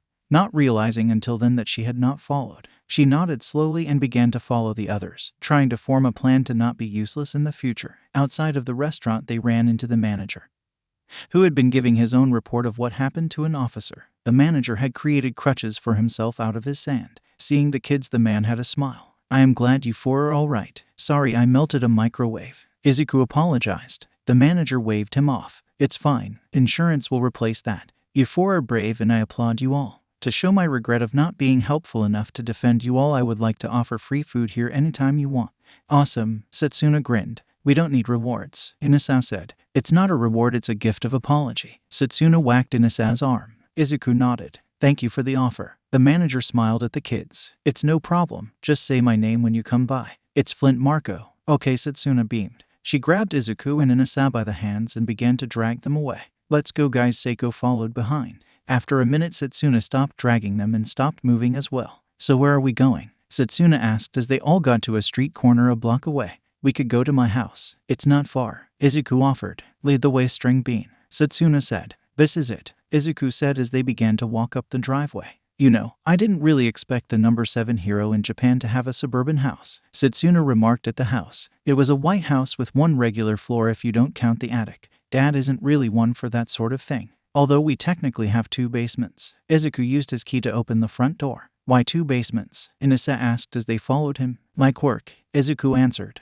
Mom, I am home. I have friends here. Izuku called out to his mom. They all heard a few coughs from the next room over. Okay, sweetie, how was your day? We got caught in a villain attack. We pacified them though. Izuku quickly added so his mom wouldn't freak out as bad. Inko rushed into the room. The 3 others noticed how she had a similar sickly appearance to Izuku, except she carried herself more like she was actually sick. Are you hurt? A microwave broke my arm. Izuku said a sentence he never thought he would say. A medical team patched us up though, Mrs. Midoriya, so we are okay, Inasa added. Inko held Izuku's broken arm. How long is it broken for? Just for a few days. The paramedics had healing quirks and it got patched up. I can't believe that not even 2 weeks after you fight that one villain you get your arm broken by another. Actually, his arm got broken by a microwave, Setsuna said. Inko got a confused look. How exactly was it a microwave? The villains blew up a wall and the microwave dropped on top of my arm. You are just now telling me about the explosion. The sickly Midoriya looked a little irritated as well as worried again. Are you trying to give me a heart attack? No, sorry Mom, Izuku said. Inko patted her son's shoulder. Luckily you're okay. Try to not get yourself in another incident for a week, please. I promise. The teenage Midoriya nodded. She looked at the 3 other kids. Now who are your friends? Inasa immediately was in front of her and shaking her hand. I am Inasa Yurashi. It is an honor to meet you, Mrs. Midoriya. Inko was surprised at his overall energy. She smiled after getting used to it. You're a lively one. I'm Setsuna Takage. Setsuna had her signature toothy grin. Seiko did a small waving motion with her hand. Seiko and Telly. You all seem like wonderful kids. The sickly Midoriya smiled to them before she started to lightly cough. I will let you kids have your fun. She left the room back the way she came. I like your mom, Setsuna said. Is she who you inherited your quirk from? Inasa asked. No, Mom has telekinesis, Izuku answered. That was an accident from back when I gained my main chemical. They didn't say anything for a second as they followed Izuku to his basement. So why 2 basements exactly? Setsuna repeated her earlier question. The first one is a normal basement. The second one is my bedroom and also has a highly filtered chamber for me to practice my quirk. Izuku led them down a staircase that held a hallway that led out from under the house itself and under the backyard. Cool, Setsuna said. Practical, Inasa nodded. The basement consisted of 5 rooms. The main area that had some furniture, a TV and a small fridge. A bathroom off to the side, Izuku's own small bedroom. A room with thick glass that was the only way to get into the test chamber made up the last 2 rooms. A side door was a second exit that would take you to a small shed in the backyard. This is nice. Setsuna plopped down on the couch. It's like you got your own place here. Izuku took a chair. My dad said he didn't want to just have a hole dug for the testing chamber, so he turned underneath our backyard into this. It is very nice. Inasa agreed with Setsuna, taking a spot on the couch, Seiko taking the last spot. So what do you guys want to do since it was your idea? Izuku more or less geared then at Setsuna. Oh, we can do our paperwork now, Inasa offered. Setsuna gave him a look. Paperwork for UA. Is your idea of fun after we kicked villain ass? Inasa shrugged. It can help us better understand how to work together and also get our stuff done quicker. Seiko nodded in agreement. It would hasten the pace. That's 2 of 3, Izuku said. No, that's 2 of 4, Setsuna countered. My vote doesn't count. I just supplied the location. Izuku replied as he pulled out his UA. Packet, I guess, Setsuna said. We can point out flaws with our quirks with more than one mind on it. They were silent for a minute, filling out things that were personal. Izuku turned on his TV so they could have something a little better than silence. Inasa poked his packet with his pen. Right here is a good start. Quirk weaknesses. They want us to broaden our ideas of our quirks and understanding of it. Do weaknesses on that paper include drawbacks of your quirk or how it has changed your person? Seiko asked. Yep. Setsuna reread the paper. Then I am going to mention my low EQ, Seiko said as she wrote it. What's EQ? Inasa asked. Emotional quotient. Izuku answered. It's the capability of anyone to recognize their own emotions and those of others, the ability to understand different feelings and label them appropriately, use emotional information to guide thinking and behavior. So you're emotionally dead inside. The mossy-haired girl looked at Seiko. The intelligence quirk teen gained an annoyed look. I have emotions. I just can't understand emotions and emotion-driven actions well. I believe it is due to my IQ quirk. It could have taken any EQ you had and poured it into your IQ, and Inasa understood what she meant. Everything is basically driven by logic if I can help it. Although sometimes I do act on my emotions, but I still don't understand why. Seiko explained. When my quirk activates, I can see hundreds of possible ways things can go. But anything that would be emotional just appears like a variable, and sometimes I can't see outcomes if they are heavily affected by emotions. Wait, you can see the future? Setsuna could have sworn she said her quirk was IQ and not being a psychic. When my quirk activates, it's like seeing every number, diagram, and chart of explanations of a situation float in front of me. Only I can see it. I don't see the future, I can just heavily visualize possibilities and understand how to plan accordingly to make whichever one I seem best happen. Perfect for a command and support role. The chemically quirked said as he wrote down a weakness to wind blowing away his more smoke-like toxin. One of my weaknesses is probably the fact that if people can catch like at least 3 pieces of me and destroy them, I am a little screwed, Setsuna added. It takes a good minute to regenerate something fully depending on size, and it takes a good chunk of my energy. That's a drawback, Izuku said, writing down strands of his chemicals on another page. Not the actual chemical formula, but just what they do. You're a drawback. The mossy-haired girl responded. What are you even writing? How many weaknesses does your quirk have? I'm listing my chemicals on the next page. The page wants known uses of our quirks, so I am listing chemicals. You're listing the periodic table or stuff like whatever CS3 meant, Setsuna asked. Listing my CS chemicals. CS means chemical strand because I am not creative. Izuku stopped at 5. How many do you have? Inasa asked. Izuku passed him the packet. You can read them. Setsuna and Seiko leaned over to read also because they were curious. Quirk name Toxin. Quirk type mutant. Quirk description: Izuku has the ability to create chemicals in his body and release them through a unique network of cartilage bones that run through his entire body, having release points in his palms, soles of his feet, cheeks, and mouth. Physical changes: 2 protrusions on matching sides of his cheeks, resembling a gas mask. Veins around them are thick and yellow. Cartilage can be seen on the outside center working as a cover and opening if needed, similar in design to dilating doors. More layers of skin on the lower face open and more areas up with bones, layering on top of each other covering the opening, leaving little gaps like vents. Chemicals. CS1: Izuku's signature chemical. Orange-yellow in color and dangerous to everyone but him. His body constantly makes the complex chemical, and it houses all of his other chemicals. Found primarily on the nodes on his face, but is actually found all over the inside of his body. Dangerous for 2 seconds outside of Izuku's body. CS1: a harmless yellow cloud of smoke Izuku can release. Toxic chemicals are removed in favor of using cloud as a scare tactic. Diversion or cover. CS2: highly corrosive strand of chemicals. Isn't a cloud but actually a set of powerful sparks and heat with short range. Can cut through steel with extra force from both arms and is only useful for half a second outside of Izuku's body before it just becomes harmless vapor. Used primarily to cut through objects. Similar in appearance to having a blowtorch in Izuku's palms. CS3: non-lethal. Works as an enhancement to physical capabilities, increasing speed and strength by approximately 250%. User gets highly aggressive and 60% chance of increasing lust of person who has breathed it in. User will cough out the remaining toxin of CS3 and once the chemical runs out. Mostly used by Izuku as a boost. CS4: highly explosive strand of chemicals. Izuku can release from his palms as an explosive attack. Can't be used multiple times in a row. CS5: flammable strand of chemicals. Capable of creating flames from his arms or mouth. CS5: a strand variant of CS5 that is a short burst of the chemicals. Results in fires he can shoot from his palms or spit out of his mouth. CS5B: strand variant of CS5 that is meant to be used over time and recommended for only Izuku's hands. Results in streams of flames similar to a flamethrower. CS6: non-lethal. dulls senses of target and can cause hallucinations. If enough is inhaled, the target will pass out. You are definitely thorough. Inasa finished reading. I still have a few chemicals I want to test before I wrote them down, Izuku said. Seiko had an idea while reading the list. Midoriya, can you create a single element at a time? For example, oxygen. Izuku thought for a second before he spoke. I never tried that, to be honest. For someone so thorough, you didn't think of this one thing. Setsuna raised an eyebrow. I spent a long time not wanting to use my quirk, Izuku replied, them all guessing he was referring to his mother's accident. After that, I guess I jumped right to making chemical combinations and not thinking of the base element.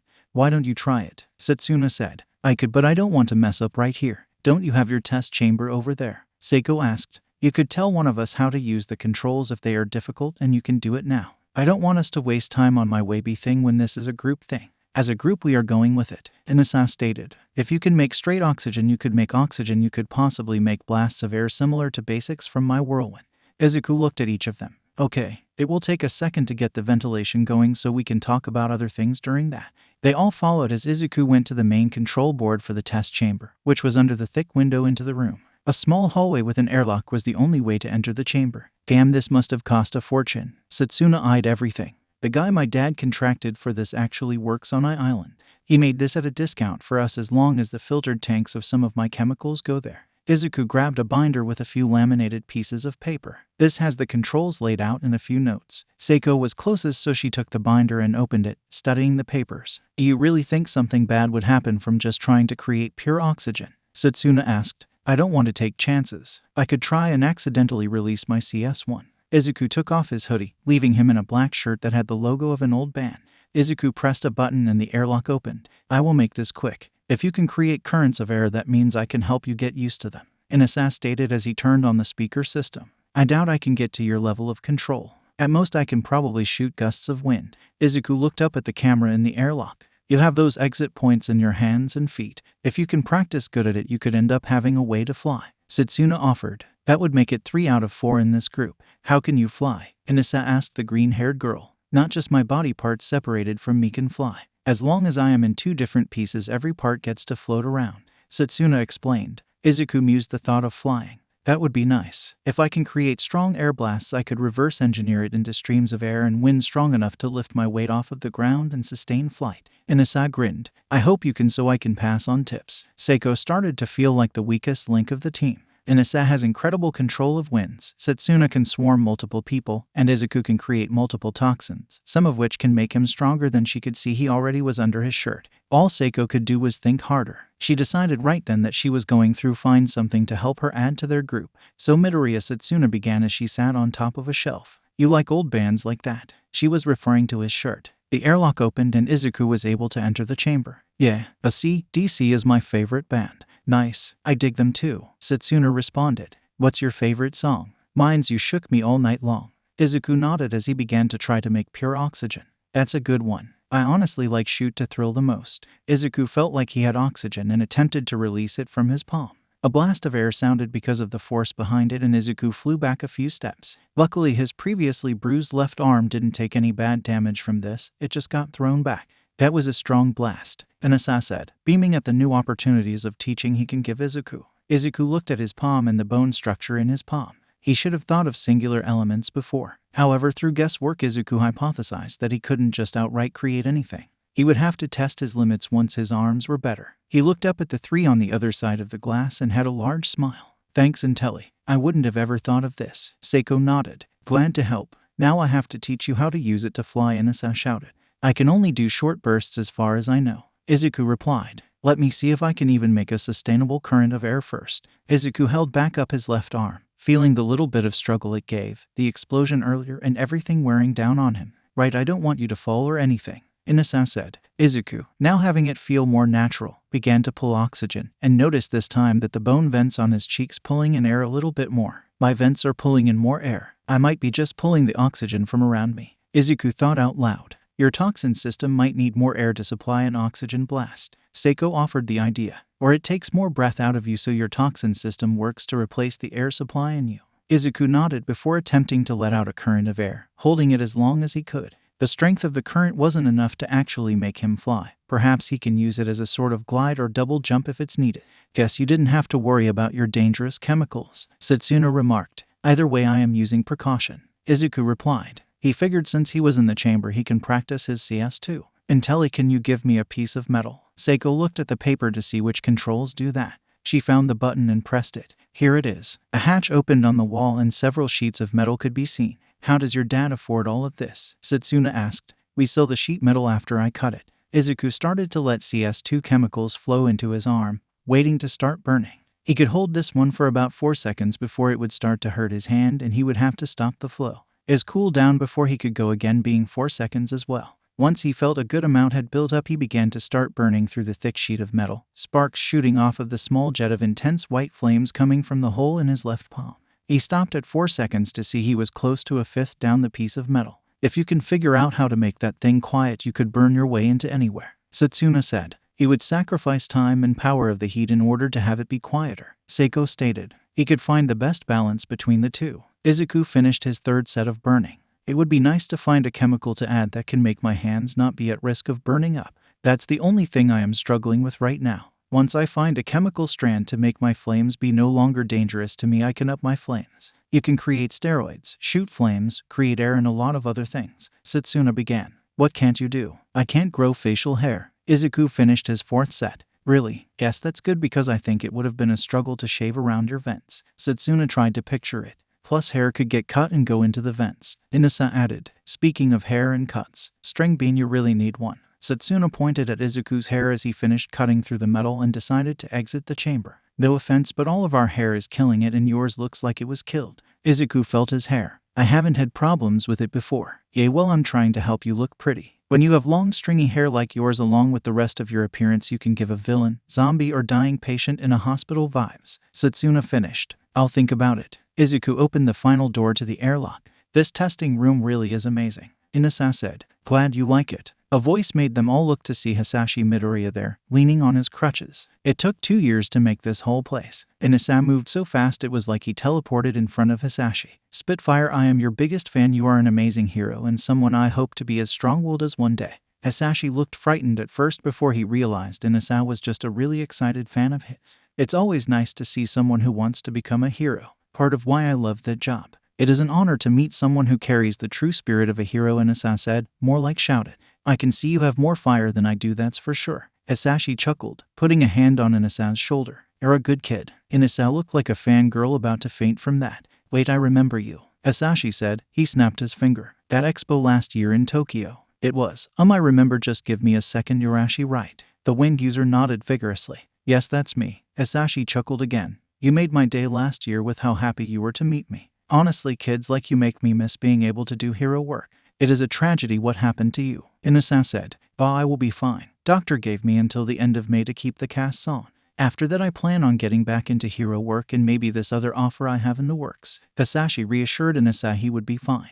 Hi, Setsuna yelled, not liking not being part of the conversation. I'm telling your son to get a haircut. Hisashi laughed. I like that. He could use one. I'm being attacked in my own home. Izuku muttered as he put back on his hoodie. I'm Intelli. Seiko introduced herself after Setsuna nudged her. Nice to meet you, Hisashi smiled. Izu, after you and your friends are done with whatever, I found something you might like in the other basement, Hisashi said. Let me know when you want to take a look at it all. Hisashi finished as he began to walk away. Nice meeting you kids. Your dad is awesome, Inasa said once Hisashi left. To still want to be defending people while recovering from his own injuries. He is a real hero. He is great. Izuku nodded as he wrote down note on his paperwork. He has been calmer since Sledgehammer got arrested last week. He also said you should get a haircut. Setsuna brought back up her own topic. Which means get one. It grows on my head. Let me decide what happens to it. I am letting you decide. I'm just letting you know the only right answer is getting a haircut. Maybe get one like your dad. Setsuna turned to the other two. What are your opinions? Inasa shrugged. I think the hairstyle fits him and his quirk. Setsuna looked at Seiko. Seiko didn't answer immediately, looking at Izuku for a second, noticing how his hair seemed to part around his eyes so he could see. Besides his eyes, most of the top half of his face was hidden by his emerald green hair. She thought she felt an emotion but ignored before she answered Setsuna. I think it is all right. That's 3 out of 4, Izuku said as he went back to the main room, opening the small fridge to grab himself a water bottle, handing one to Inasa. You don't get a vote this time. It's 2 out of 3. Setsuna took her spot back on the couch. It's my hair. My vote should count the most, the emerald teen stated. Nope, she shook her head. One of these days I might just cut your hair for you. No you won't, Izuku said as he sat back down. I can split into like 50 different pieces. I could do it fast, Setsuna offered. Worry about your own hair. Don't come at my hair like that. She shot him a look. My hair is beautiful. Well, keep your focus on it and not mine, he responded as he sat down in a chair. Fine, she dropped it, even though she knew she was going to bring it back up again eventually. Seiko suddenly got an idea on how to get stronger. She just had to wait for later. It was a few hours later. Izuku agreed to take Seiko back to her place in an asat, and Setsuna had parted for their own homes. The chemically quirked teen followed his intelligence quirked friend off of the train, even though she got off a stop early. Intelli, where are you going? Izuku asked. I'm going to go make myself useful to the group, Seiko said as she kept walking, turning a corner with a clear spot in mind. What do you mean? I know you have high intelligence as well as me. It doesn't take more than a few seconds to know that on this team I am its weakest link. That's Izuku got cut off. Please don't disrespect me by telling me a lie to comfort me. You all have versatile abilities that work in combat, as well as other areas. All 3 of you are intelligent as well. I only fit into the intelligence margin. 4 people can become the real recommended students to UA at the end of this course, and I do not intend to fall behind or hold you 3 back. Seiko stopped in front of a building before checking the address and walking in. So what are you doing now exactly? Izuku followed her into the building. Getting a teacher, the girl answered unclearly as she went up the stairs, checking room numbers as she went. One of the UA teachers, the boy asked. No, in fact I would be the first student of hers. Hers? Izuku wondered who the person was. Yes, Seiko said as she stopped in front of a door and knocked on it. A curse was heard, and the second later, in a giant hoodie, was the rabbit hero Maruko. Maruko was having a decent evening until it got interrupted. Cursing, she opened the door to see 2 of the kids from the villain attack where they took the villain she wanted to kick the teeth in. What are you brats doing here? She asked, having no tone to show her irritation. I want you to train me. Seiko cut right to the chase. The rabbit-like heroine looked at the girl for a second before bursting out in laughter. That's funny, kid. Go away. No, Seiko didn't move her gaze an inch. I want you to actually take me on as a student. You must not know me, kid. Maruko started. I don't do teams, and I especially don't teach snot-nosed brats. Make an exception, Seiko said flatly. Maruko had a little bit of respect for the girl, not even moving an inch on her choice. Why should I make an exception? I don't have a good reason besides me not wanting to have others handle things while I sit there or be helpless, Seiko responded. So you think that you are weak, and that by simply telling someone who hates working with others to work with you it will happen?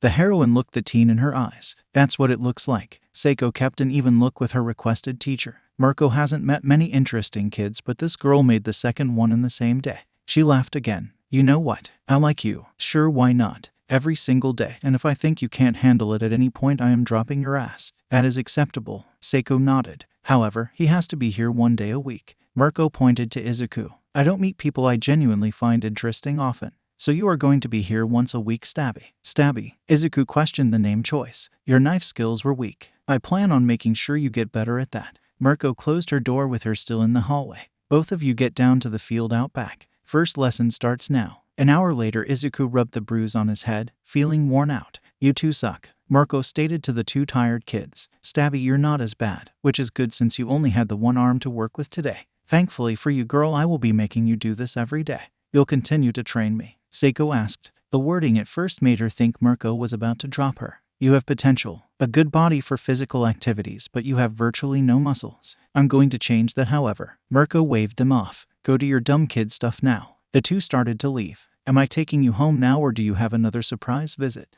Izuku asked. Home, Seiko responded. They arrived at Seiko's estate soon after. Today was interesting, Izuku remarked as Seiko nodded and knocked on the door. It was indeed. Seiko remembered the look her friend had when he first injected himself with his CS3, and how quickly he took out the villains. It was a terrifying look, but none of feelings of that look were aimed at her. She didn't dislike the look since the one time it was made it was used in a situation where it saved her. Thank you. Walking you here was no problem. Izuku waved off the compliment. You were the one who saved me from the villain. Thank you for that. Also thank you for agreeing to train with Maruko-sensei and me. It's nothing. The chemical-filled teen waved off the compliment again. It's more than nothing. You didn't have to agree to training with her. Thank you. The door opened and it was the butler from earlier. Miss Intelli, are you okay? The butler saw her dirty jacket and bruised lip.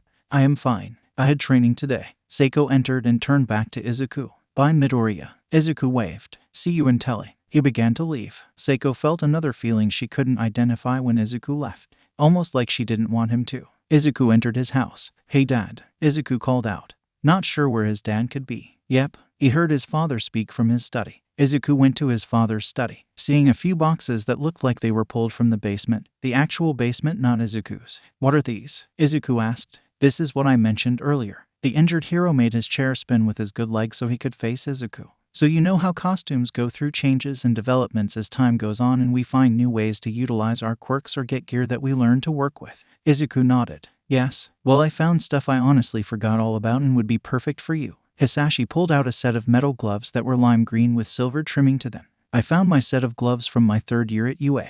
Izuku held the gloves his father handed to him carefully, definitely happy to have them. Cool, that's not all. His father had a grin as he tapped the box. I also found stuff from my father that you might like since he had some background with chemistry. Hisashi couldn't help but be vague when it came to his own father, not knowing much on the man at all. Izuku looked in the box and the first thing he saw was an old canister, which his father quickly took and placed away from them both. What's in the canister? Izuku asked. Is it chemicals? Yep. I haven't figured out what type of chemicals, so please only open that in your test chamber if you want to take it.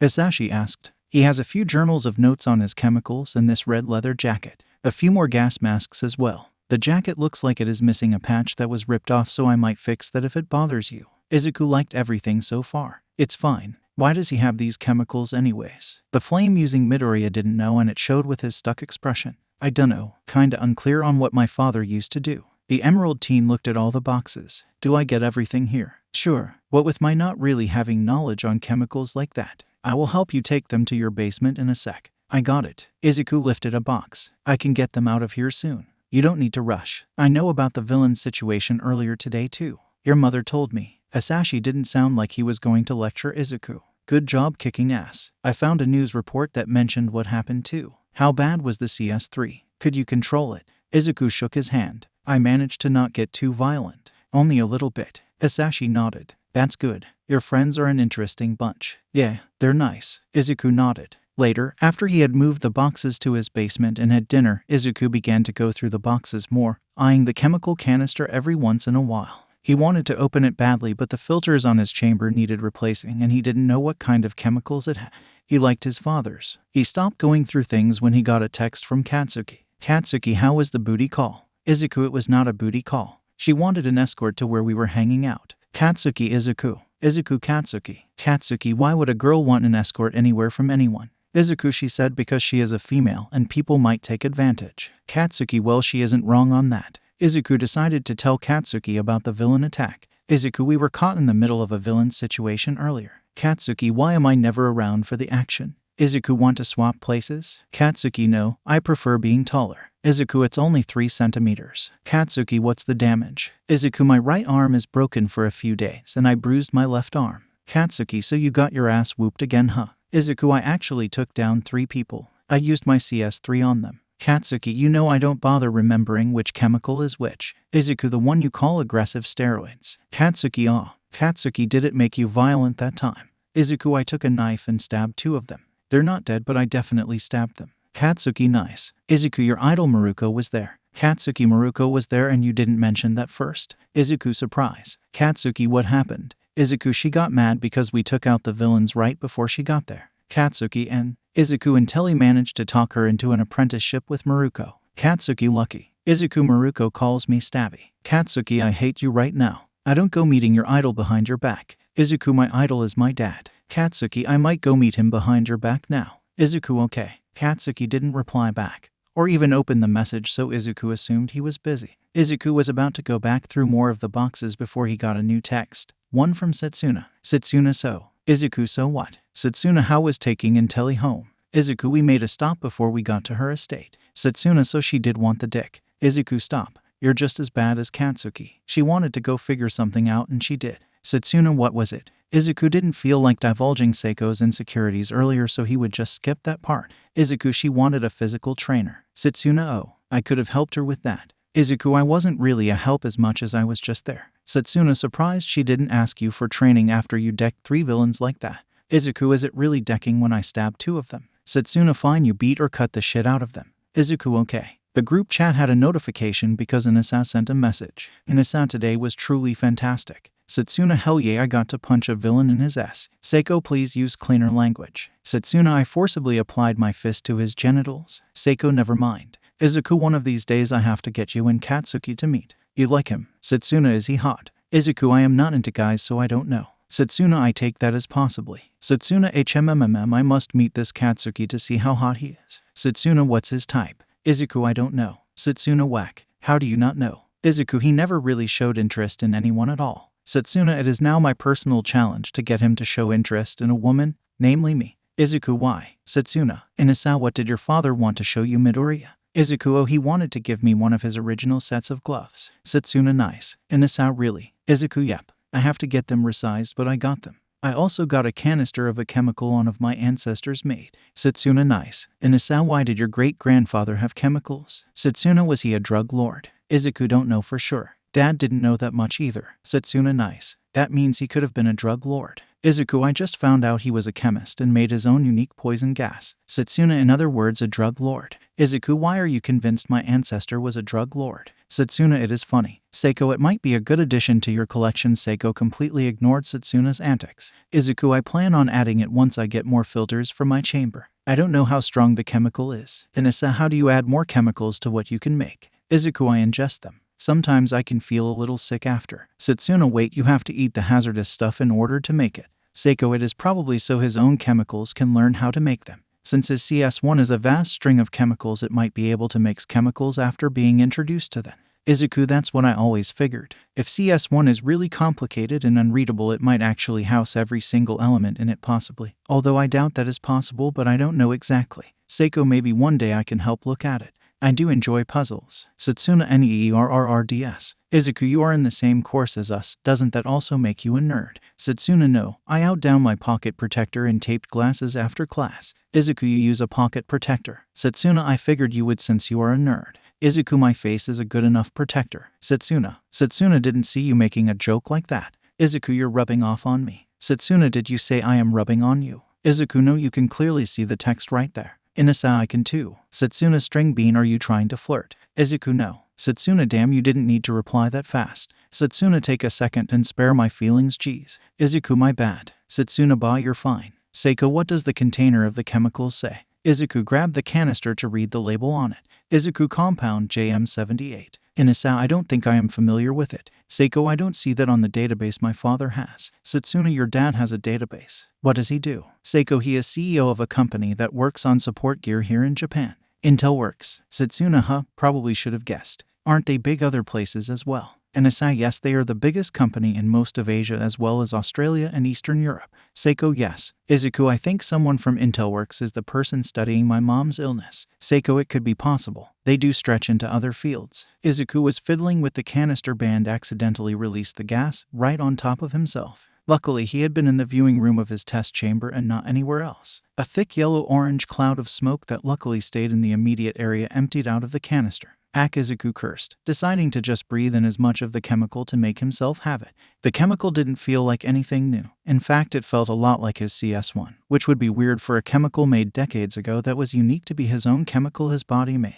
It wasn't the same, however, just really similar. The compound Z8 felt like it wasn't as potent as it could be, but that didn't matter to Izuku. He could always change the potency as he made it. Izuku realized he could just breathe in all of the chemical and release it in the test chamber, and just filter it out later if necessary. Taking a few big breaths of the chemical, he breathed it out into the open airlock, closing the door behind the chemicals. As he turned back around, the chemicals he had left were already started to fade. Quickly grabbing an air scanner on the desk, he put it in the middle of the smoke and watched as the chemicals began to lower in toxicity, like the air around it was eating away the toxin. Izuku kept watching it and making sure to remember everything he could about the behavior of the chemical. It seemed like the chemical was made so that it would only be dangerous for a few seconds, oxygen dissolving any toxicity of the compound after what Izuku could guess was 10 seconds. His felt tingly from breathing in the chemical, so he knew it was a little dangerous to breathe for others at the least. Izuku wrote a few notes and ignored the sounds of his phone going off, planning on checking the texts after he finished writing down every possible thing he could. After a minute, he picked up his phone to see the group chat had a few messages after he had dropped his phone in a panic. Luckily, he didn't crack his phone at all. Setsuna, so everyone wanna hang out at my place next weekend? Inasa, yes I would. Seiko, as long as it doesn't interfere with my training schedule. Satsuna, nice. Satsuna, how about you, String Bean? Satsuna, did he really leave us on read? Inasa, he might have gotten busy with something. Satsuna, I got left on read, can't get over that part. Izuku, sorry I had an accident. Inasa, what happened? Izuku, I was messing with the canister of that compound Z8 and accidentally set it off. Satsuna, I am rolling on the floor laughing. Seiko, did you manage to ingest some? Izuku, yep. It's oddly close to my CS1 except it seems to be more quickly neutralized by oxygen. Seiko, how long does it last? Izuku, 10 seconds from what I can guess. It's more orange than my CS1 but I have plans to incorporate it into my regular CS1. Make a new compound I can label CS1Z8. Satsuna, nerd, answer my earlier question. Izuku, oh yay, sorry. I can come. I have a busy schedule half the time so it's random when I can be free. Satsuna, 8, just let me know. Inasa, good luck with your chemicals. Izuku, good luck with your whirlwind. Satsuna, see you guys at the class they have on Tuesday. Inasa, I forgot about the class. Izuku, there was a class. Satsuna, how do I know but the nerd doesn't? Izuku, I've been looking through old boxes. You probably read more of the packet and got that info. Satsuna, yay, I did. Izuku, is it just Tuesday? Seiko, every Tuesday and Thursday. Our schools have all agreed to give us half days on those days so we can attend the UA course. Inasa, I shall see you all there. Izuku, bye guys. Izuku actually dropped his phone at that point onto his couch so he can start closing the boxes. He can go through them all tomorrow after school. Going to his room, Izuku only bothered to remove his hoodie before dropping on his bed, too tired to care about the bandages on his arms or anything else. Later, Izuku woke up from his phone going off again. Seeing the notification, it read a message from Seiko. It was 3 in the morning. He didn't know why she would be up. Seiko, thank you again for yesterday. Izuku didn't know which thing today she was referring to. Izuku, anytime, I'm glad to help. Izuku fell back to sleep after that, not noticing his nodes glowing slightly more brightly than normal. Seiko smiled at Izuku's response. She wasn't good with emotions, but she can definitely tell that she was happy at the moment.